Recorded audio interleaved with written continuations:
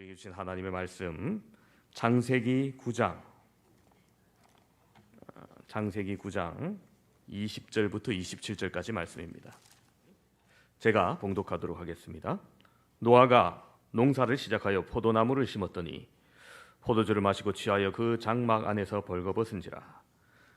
가나안의 아버지 함이 그의 아버지의 하체를 보고 밖으로 나가서 그의 두 형제에게 알림해 셈과 야벳이 옷을 가져다가 자기들의 어깨에 메고 뒷걸음쳐 들어가서 그의 아버지의 하체를 덮었으며 그들이 얼굴을 돌이키고 그들의 아버지의 하체를 보지 아니하였더라.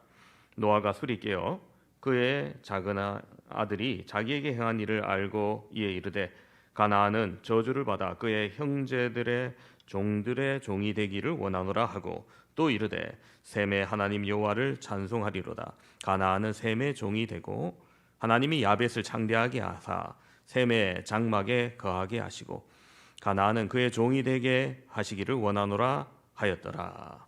아멘. 우리가 가끔 성경을 읽으면서 좀 이런 얘기는 좀 차라리 기록되지 않았으면 좋겠다, 그렇게 생각되는 내용들이 가끔 있습니다. 그죠? 믿음의 조상 아브라함이 갑자기 늙은 아내가 너무 이뻐 보여서 그런가 빼앗길까 겁이 나서 아내를 누이라고 속인 일, 야곱이 눈이 어두워진 아버지를 속인 일, 그죠? 이스라엘의 12지파 중 가장 복되다고 여겨지는 유다 지파의 조상 유다가 길거리 여자와 매춘을 했는데 나중에 알고 보니 그 여자가 며느리라서 결국 며느리를 잉태하게 한 일 등은 때로 이거 좀 기록되지 않았으면 더 좋지 않나, 이런 생각도 듭니다. 왜 거룩한 성경에 그런 기록을 집어넣었을까요? 그런 기록들을 삭제하면 그 성경이 더욱더 거룩한 책이 될 거 아닌가? 여러분, 그러나 성경은 성공지상주의 책이 아닙니다. 성공은 믿음의 위대한 사람의 약점까지도 혹은 치명적인 실수까지도 꺼리낌 없이 폭로합니다. 그런데 여러분, 그 사실만 가지고도 성경이 얼마나 위대하고 정직한가 성경의 권위를 느끼게 합니다. 흔히 리더들은 자신의 약점이 감추어져야 권위가 있는 줄 압니다. 그런데 진짜 권위 있는 사람은 솔직한 사람입니다. 물론 자신의 치부를 일부러 다 드러낼 필요는 없지만 억지로 감추려 하고 사람을 매수하고 위선을 부리고 거짓말을 하면 안 되겠죠. 사람들은 대개 솔직하게 자기의 약점을 인정하면은 그 약점을 잘 용납해 줍니다. 그러므로 거짓말로 자기의 권위를 높여 성공을 추구하지는 말아야 됩니다. 종종 사람들이 학력을 위조하는 경우를 보게 됩니다. 왜 합니까? 없는 학력을 만들어야 권위가 높아진다고 생각하기 때문일 것입니다. 그러나 진짜 권위는 정직에서 나옵니다. 그것이 바로 성경이 말해주는 진리이고 오늘 본문에 나오는 노아의 이야기가 말해주는 진리이기도 합니다.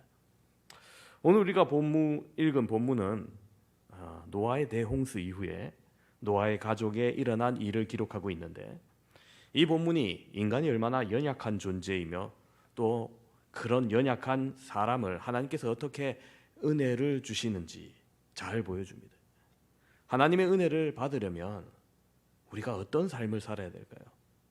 이 시간 함께 살펴보며 함께 은혜 나누기를 바랍니다.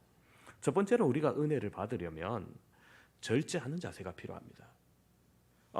본문 20절 말씀을 보시면 이렇게 기록되어 있습니다. 노아가 농사를 시작하여 포도나무를 심었더니, 홍수로 폐허가 된 땅에 드디어 농사가 시작됩니다. 여러분, 얼마나 감격스럽고 희망이 넘쳐납니까? 그런데 그 소산으로 어떤 일을 행하게 됩니까? 21절 보시면은 포도주를 마시고 취하여 장막 안에서 벌거벗은지라. 그렇습니다. 여러분, 이 모습을 보면은 노아가 술주정뱅이 같고 동네 술 취한 아저씨 같아 보입니다. 당대 의인이라는 말이 무색하게 보입니다. 이게 어떻게 된 일일까요? 여러분, 홍수 이후에 노아가 갑자기 타락을 한 겁니까? 아닙니다. 사실 여러분, 이 모습도 노아의 본래 모습이라는 거예요.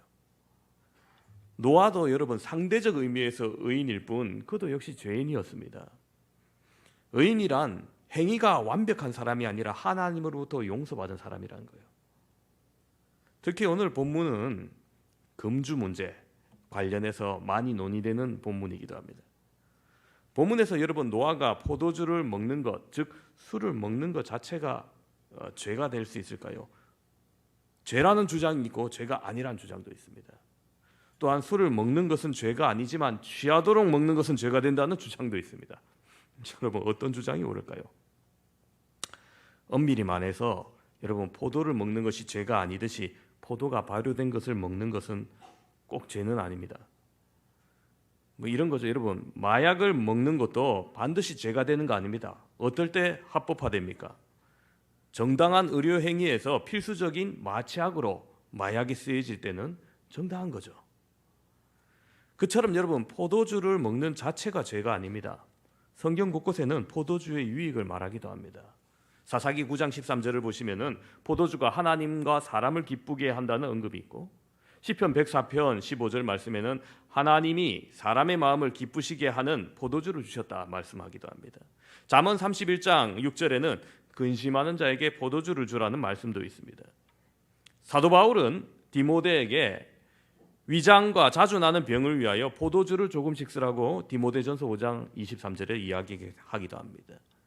창세기 27장 28절 말씀을 보면 포도주는 축복의 상징으로 사용되고 잠언 9장 5절 6절에는 포도주가 생명과 명철을 준다는 말씀까지 있고 이사야서 25장 6절에는 하나님이 마련한 연회에서 가장 오래된 저장한 맑은 포도주를 베풀어 주신다는 말씀도 있습니다. 또한 여러분 우리가 성찬식 할 때 주님도 포도주를 쓰셨고 우리도 포도주를 지금도 쓰고 마태복음 26장 29절에는 장래 하나님 나라에서 성도는 주님과 함께 새 포도주를 마신다는 말씀도 있습니다. 그리고 요한복음 2장에 예수님의 첫 기적이 물로 포도주를 만드는 기적을 베푸셨죠.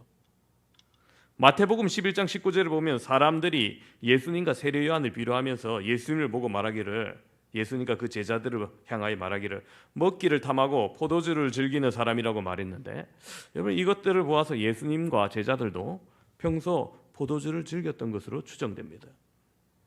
여러분 율법이 추상 같았던 구약 시대에 뭐뭐 하라는 율법이 365개예요. 365일 동안 뭐뭐 하라는 것처럼 반대로 뭐뭐 하지 마라는 율법이 248개입니다. 그래서 도합 613개입니다. 근데 여러분 그 많은 율법 중에서 술을 정죄하는 율법은 없어요. 그런 의미에서 엄밀하게 말하면 술을 마시는 것 자체는 죄가 되지 않을 수 있습니다. 술 마신다고 구원받지 못하는 건 아닙니다. 율법에서 금하는 돼지고기도 먹는 판에 그죠? 율법에서 금하지 않은 포도주를 못 마시겠습니까? 그렇지만 여기서부터 잘 들어야 됩니다. 이때까지 들어놓고 뒤에 안 들었고 우리 목사님 술 마셔도 된다더라 이렇게 말하면 안 됩니다. 그렇지만 다음과 같은 세 가지 이유 때문에 술 마시지 않는 게 좋아요. 첫 번째는 술을 가까이 하면 술에 취해 방탕해지고 결국 죄와 허물에 노출될 가능성이 많기 때문에 술을 마시지 않는 게 좋습니다. 에베소서 5장 18절에 이렇게 말합니다. 술 취하지 말라. 이는 방탕한 것이니 오직 성령의 충만함을 받으라. 할렐루야. 그렇습니다. 두 번째로 술을 좋지 않게 보면 보편적인 인식이 있는 상황에서 여러분 술을 먹으면 남의 시선을 의식해야 되고 그러면 신앙생활과 영성에 결국 마이너스가 되기 때문에 술을 먹지 않는 것이 좋습니다. 세 번째로 믿음이 약한 형제가 내가 술 마시는 모습을 보고 실족할 수 있기 때문에 먹지 않는 게 좋습니다. 실제로 여러분 술로 인한 폐해는 셀 수 없이 많습니다. 특히 우리 사회에 정말 잘 고쳐지지 않는 음주운전의 폐해는 심각하죠. 그래서 음주운전에 대해서 무서운 형벌을 내리는 나라를 좀 본받고 싶어요. 제가 이를 보니까 우리나라가 제일 약한 것 같아요. 호주는 음주운전자의 이름이 지역신문에 나옵니다. 그래서 아이고 이 영철이 아빠 지난주에 음주운전했네 하면서 다 나오는 거예요. 다 이름 아는 거예요. 남아프리카 공화국에서는 음주운전은 징역 10년에 처합니다. 한 번 잘못 마셨다가 10년 동안 감옥에 있어야 되는 거죠. 터키에서는 특이합니다. 음주운전자가 발견되면 경찰이 경찰차에 그 사람을 태워서 시내 밖으로 한 32km 밖으로 옮긴 다음에 경찰의 감시하에 걸어서 집에 가게 해요. 밤새도록 집에 가야 될 겁니다. 말레이시아에서는 음주운전자를 투옥하고 이것도 특이해요. 결혼했으면 그 아내도 함께 투옥합니다. 집에서 함께 있는 아내가 갑자기 웬 날벼락이겠습니까? 근데 아마 감옥 안에 있으면은 혼자 감옥 안에 있는 것보다 더 괴로울 거예요. 계속 잔소리 들어야 될 거 아닙니까? 그죠? 노르웨이에서는 음주운전에 처음 걸리면 3주 노역에 1년 동안 면허 정지를 당하고 두 번째 음주운전 걸리면 징역 5년에 운전 면허는 영원히 정지된다고 합니다. 우리나라도 이 정도는 됐으면 좋겠어요. 핀란드와 스웨덴에서는 음주운전자에게 1년형 징역형을 선고하고 불가리아에서는 음주운전 두 번째 걸리면 사형을 당한다고 합니다. 엘살바도르에서는 처음 음주운전 걸려도 이 나라는 좀 무식하거든요. 총살합니다. 그렇습니다, 여러분. 지금은 뭐 조금 달라졌는지 모르지만 제가 조사했을 몇 년 전에는 뭐 그 나라들이 이렇게 무서운 형벌을 가했습니다. 그처럼 여러분 음주는 죄의 유무를 떠나서 큰 해가 되는 경우가 많기 때문에 그처럼 조심하는 거죠. 성도는 음주를 삼가하는 것이 좋습니다. 고린도전서 10장 23절 24절에는 이런 말씀이 있습니다. 모든 것이 가하나 모든 것이 유익한 것이 아니요 모든 것이 가하나 모든 것이 덕을 세우는 것이 아니니 누구든지 자기 유익을 구하지 말고 남의 유익을 구하라. 아멘. 그렇습니다. 여러분, 성도에게는 어떤 행동을 할 자유가 있어도 때로는 그 자유를 남을 위해서 절제할 줄 알아야 된다는 거죠. 그러므로 여러분, 어떤 행동이 죄가 아니라 하더라도 그 행동이 남들 보기에 아름답고 유익이 되는가 생각해서 신앙이 약한 성도를 위해서 자제할 줄 알아야 되는 겁니다. 특히 여러분, 부모님들 자녀 앞에서 언행을 주의해야 돼요. 여러분, 그게 위선이 아니라 미숙한 자녀들을 위한 사려 깊은 자세인 겁니다. 그런 사려 깊은 자세가 더욱더 가정을 행복과 안정의 소속으로 이끌 것입니다. 두 번째로 우리가 은혜를 받으려면 은혜의 가치를 알고 갚으려고 할 줄 알아야 돼요. 오늘 본문 22절 말씀을 보시면 이렇죠. 가나안의 아비 함이 그의 아버지 하체를 보고 밖으로 나가서 두 형제에게 알림해.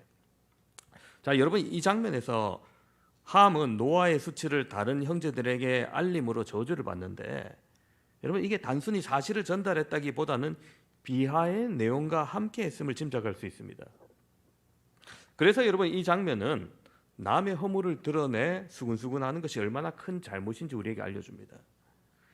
모르는 남들이 비난하는 건 뭐 어쩔 수 없지만 여러분, 가족, 교후, 그리고 친구, 동료들 사이에서는 그렇게 하지 말아야 됩니다. 더욱 특히 자기에게 은혜를 베푼 사람에게는 절대 그렇게 하지 말아야 되죠. 여러분, 성도는 하나님의 은혜를 항상 잊지 말고 또 부모님의 은혜를 잊지 말아야 됩니다. 자신에게 배려해준 모든 사람의 은혜도 잊지 말아야 됩니다. 혹 우리가 직장 다니다가 비전이 맞지 않고 뭐 보다 큰 뜻과 목적에 의해서 직장을 그만두고 일자리를 옮길 때가 있죠. 그러하더라도 내가 머물렀던 일터 그것을 제공하고 돈을 벌게 해준 사람에게, 또 창업주나 뭐 사업주에게 피해를 입히지 말아야 됩니다. 근데 어떤 분은 뭐 옮기니까 막 평생 안 볼 사람처럼 대하고 심지어 회사 기밀을 팔기도 하죠. 여러분, 성도로서 우리는 작은 은혜라도 결코 이런 매응망등으로 갚지 말아야 됩니다. 오늘 본문의 함이 특히 그러했습니다. 여러분, 그의 아버지 노아는 하나님이 인정하는 당대의 의인이었습니다. 함이 그 대홍수에서 구원받은 건 누구 때문입니까? 전적으로 그의 아버지 노아 때문입니다. 그렇다면 아버지 노아는 자신에게 두 번의 생명을 준 겁니다. 낳아준 생명, 홍수에서 구해준 생명, 인생 최대의 은인입니다. 그 사실만으로도 그는 아버지에게 오늘 본문처럼 행해서는 안 되었습니다. 사람의 진정한 가치는 은혜를 아는 데 있습니다. 그러므로 여러분, 은혜를 배신하는 일은 없어야 됩니다. 하나님과의 관계에서도 여러분 마찬가지입니다. 하나님께서 우리에게 얼마나 많은 은혜를 베풀어 주셨습니까? 그런데 자기가 바라는 소원 하나 안 이루어졌다고 금세 불평하고 하나님 어떻게 이럴 수가 있습니까? 하면서 막 원망하고 그러는데 여러분, 그게 큰 불충이요 저주받을 행동입니다. 여러분, 갓난 아기를 키울 때 부모님들도 얼마나 그 아이를 기르기 위해서 많은 수고를 하십니까? 그 똥오줌 기저귀 다 받아주고 말할 수 없는 사랑을 펼칩니다. 그런데 작은 불평거리로 부모님의 은혜를 부정하는 것 큰 잘못이듯이 하나님께 받은 은혜도 마찬가지라는 겁니다. 우리가 교회 생활하는 것도 마찬가지입니다. 자신의 영적인 성장에 누군가는 분명히 수고하였고 누군가는 눈물의 기도를 뿌렸습니다. 눈물의 씨앗을 뿌렸습니다. 누군가는 세례를 주었고 누군가는 말씀으로 권면하였고 누군가는 함께 기도했기 때문에 지금까지 있는 겁니다. 그 은혜를 깨닫고 감사하는 것이 인간의 도리입니다. 작은 은혜라도 여러분 오래 기억하시고 감사하고 더 나아가 은혜를 갚으려고 할 때 그 사람의 미래는 반드시 복된 미래가 될 것입니다. 세 번째로 우리가 은혜를 받으려면 덮어주는 자세가 필요합니다. 그럼 본문 24절 말씀을 보시면은 노아가 술이 깨어 그 작은 아들이 자기에게 행한 일을 알고 이렇게 기록되어 있어요. 여러분 그렇습니다. 여러분 누가 노아한테 일부러 일러 바쳤을까요? 뭐 사람 별로 없잖아요. 뭐 며느리들이랑 다른 형제 셈과 야벳이랑 뭐 자녀들, 손주들 아마 누군가 일러 바쳤을 건 아닐 겁니다. 어쩌다 보니 얘기하다 보니까 나오고 알았게 되겠을 거예요. 근데 여러분 험담하는 대상에게 결국엔 들어가게 됩니다. 그리고 그 들어가는 과정에서 진위가 좀 왜곡될 수 있어요. 그렇기 때문에 여러분 작은 험담도 지극히 주의해야 되는 겁니다. 교회에서는 더욱 주의해야 됩니다. 여러분 왜냐하면 교회 안에서 뭐 일부러 악인이 이간질하려고 험담을 전달하는 경우는 적기 때문이고요. 어떤 경우에 잘 전달했냐면 기도해 주세요, 기도할게요 하면서 그런 명분으로 더 잘 전달돼요. 그러므로 여러분 교회를 생활을 잘 하려면 무엇보다도 입술을 잘 지켜야 됩니다. 그래서 예루살렘 초대교회 감독이었던 교회 생리를 누구보다도 잘 아는 야고보가 야고보서를 기록할 때 강조했던 말씀이 바로 혀를 지키라, 입술을 지키라는 겁니다. 그처럼 함이 험담한 얘기를 듣고 당대 의인 노아가 인간의 기본 도리를 못하는 함에 대해서 저주를 선포합니다. 여러분 그 모습을 보고 하나님께서 노아야 너무 심하구나 이런 말 하지 않죠. 오히려 그대로 되게 해주십니다. 그렇다면 여러분 이 장면을 통해서 이 배은망덕이 얼마나 잘못된 일이구나 하는 것을 우리가 더 깨달아야 되는 겁니다. 반면에 셈과 야벳은 어떻습니까?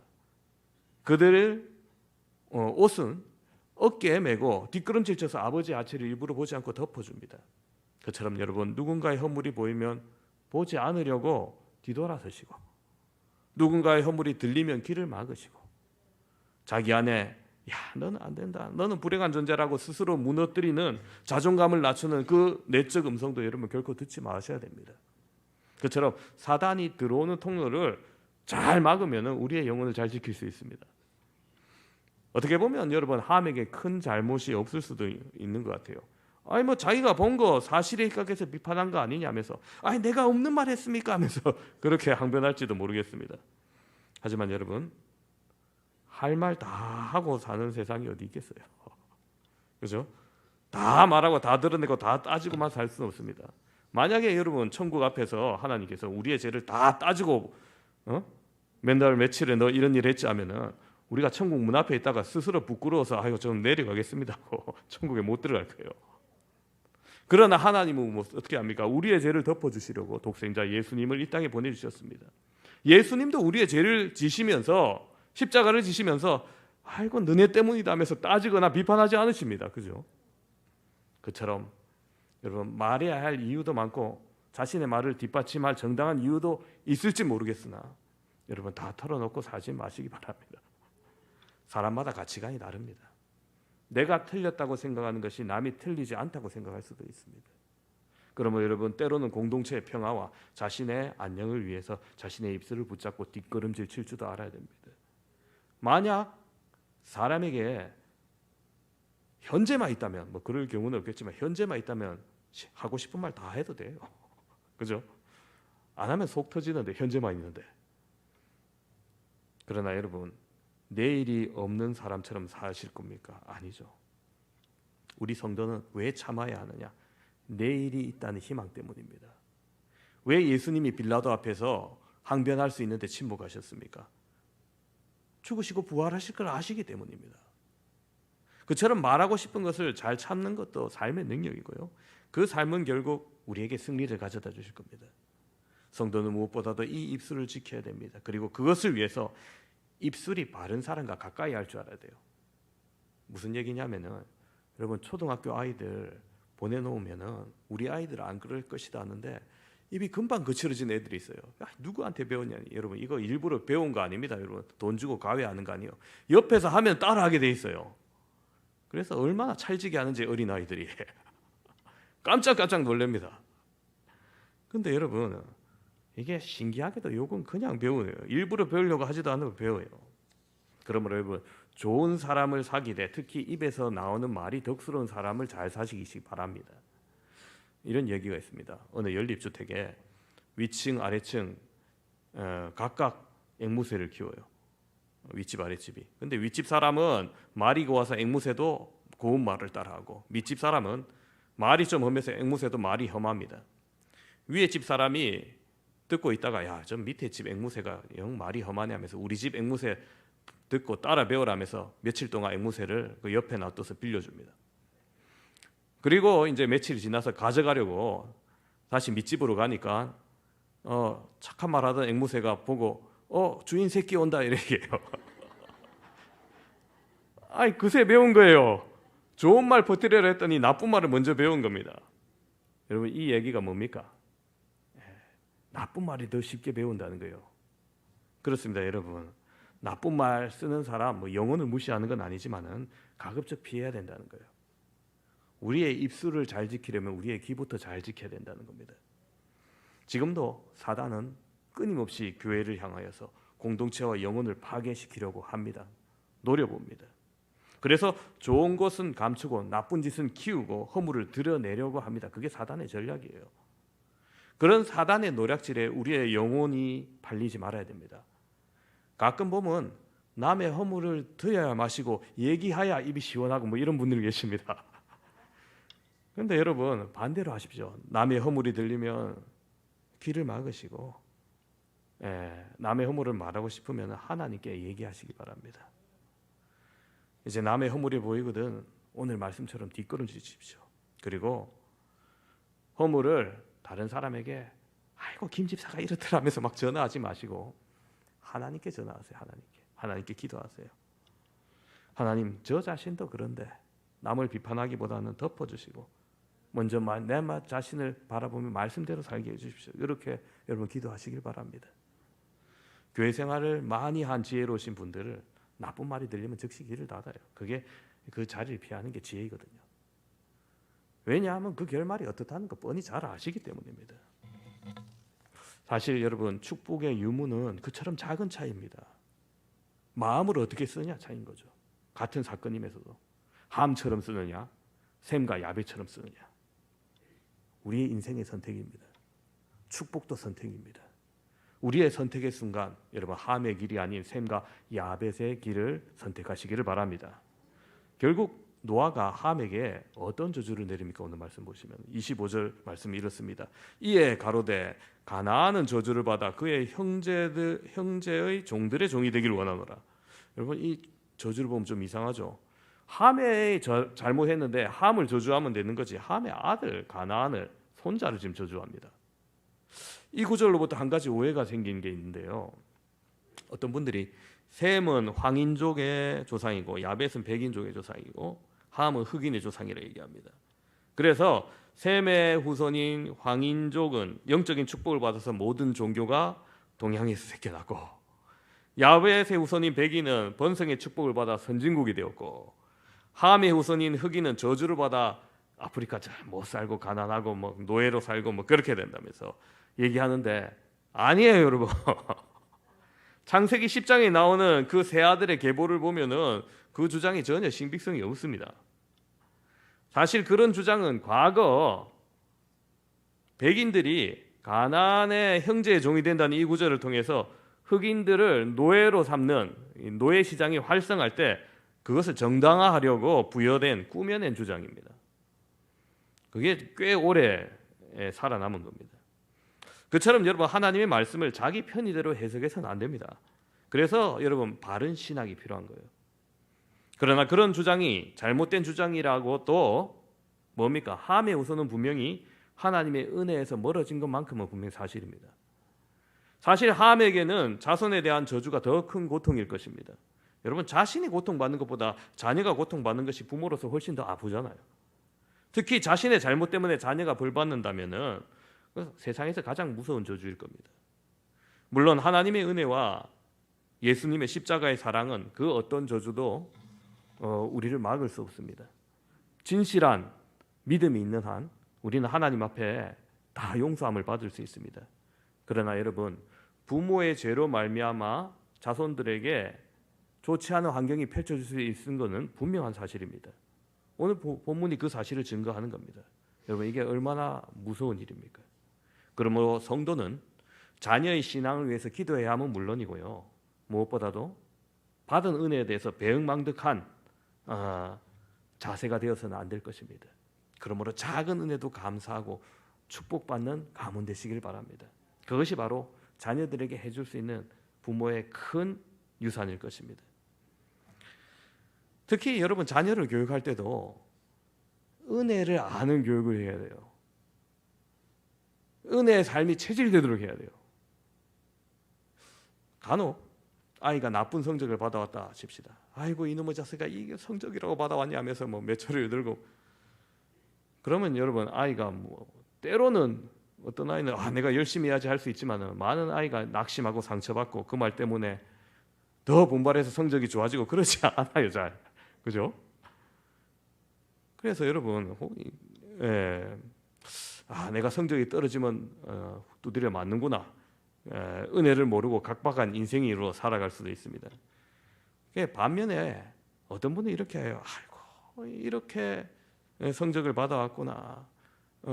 아이고, 뭐 3개 맞는다고 수고했네 하면서 시험지 다 읽는다고 열심히 맞네 하면서 욕 받네, 다음에 더 잘하면 되지 하면서 미래는 내 것이다, 뭐 이렇게 얘기할 수도 있는 것이죠. 그래서 뭐 가다 놓고 굶기기보다는 아예 외식을 하고 사주고 애 길을 살려줄 수도 있습니다. 유대인들 교육부 보니까 특이한 게 있더라고요. 꼴찌한 아들한테는 반에서 1, 2등 하는 걔들을 보고, 쟤들은 공부 잘해가지고 나중에 네 밑에 들어와서 그 공부 잘하는 비서, 공부 잘하는 변호사, 공부 잘하는 회계사 될 거야. 니는 큰 사업 해가지고 저런 사람들, 똑똑한 사람들 부리는 사람 될 거야 하면서 걱정하지 말고 사회 나가면 네가 더 크게 되고 네가 더 사업 잘하게 될 거라고 그렇게 길을 살려준다고 합니다. 실제로 그렇게 될 수도 있죠, 그죠? 꼭 공부 잘한다고 사업 잘하는 거 아니지 않습니까? 네, 그렇습니다. 여러분, 은혜를 느끼면서 그렇게 배우고 자란 아이 어떻게 되겠습니까? 은혜의 중요성을 알고 은혜를 배반하지 않는 축복된 인생을 살게 될 것입니다. 오늘 함께 예배드리는 사랑하는 성도 여러분, 우리가 이제 나의 말과 행동 하나하나가 우리의 자녀의 삶에 얼마나 큰 영향을 미치는지 생각하면서 사랑과 희망이 넘치는 긍정적인 말을 더 많이 하고, 어떤 경우에도 은혜를 여러분 원수로 갚지 마시길 바랍니다. 그처럼 항상 은혜를 오래 기억하고 누군가의 허물이 보이면 보지 않으려 하시고 전파하지 않고 더 나아가서 그 허물을 덮어주심으로 우리를 구원하기 위해서 십자가에 달리신 예수님을 더욱더 기쁘시게 하고 샘과 야베처럼 더욱더 축복받는 사람 다 되시기를 주님의 이름으로 축원합니다.